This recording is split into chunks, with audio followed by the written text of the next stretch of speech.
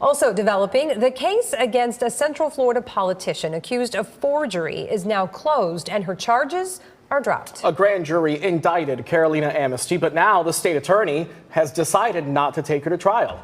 West 2 News political reporter Greg Fox with the details. A grand jury concluded in August that Republican State Representative Carolina Amnesty had doctored some documents, allegedly, to make it appear that her family's Orlando school, Central Christian University, had prominent professors on staff.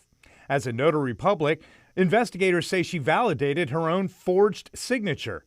But now all 4 counts, forgery, uttering a forgery, false acknowledgement or certification by a notary public, and notarizing her own signature have been dropped by State Attorney Andrew Bain. We checked the case files here at the courthouse without success to try to find out why the state attorney, just 10 weeks after charging Amnesty, would then decide not to take her to trial. A Bain spokesperson later emailed us saying Amnesty was offered diversion given her lack of criminal history.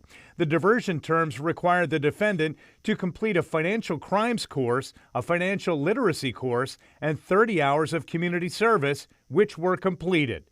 Bain was appointed state attorney last year after Republican Governor Ron DeSantis removed Democrat Monique Worrell, claiming she was not keeping the community safe. The Orange County Democratic Party chair believes Bain charged Amnesty to gain credibility as an independent candidate in November. Now that the electorate made their choice clear and elected Monique Worrell on November 5th, he doesn't have to worry about public accountability, and he drops the charges.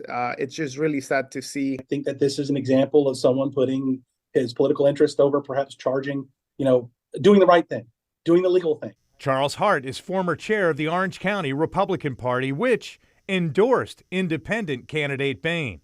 But Hart believes Bain was wrong to initially prosecute. I don't believe that it could have been proven. I don't think it should have been filed on, and I don't think she should have been charged.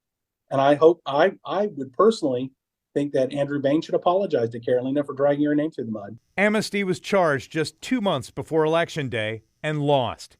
Leonard Spencer, the Democrat who beat her, told West 2 News, "My constituents made clear in November that they were ready to move on from the politics of chaos and corruption that defined the last 2 years of leadership in District 45.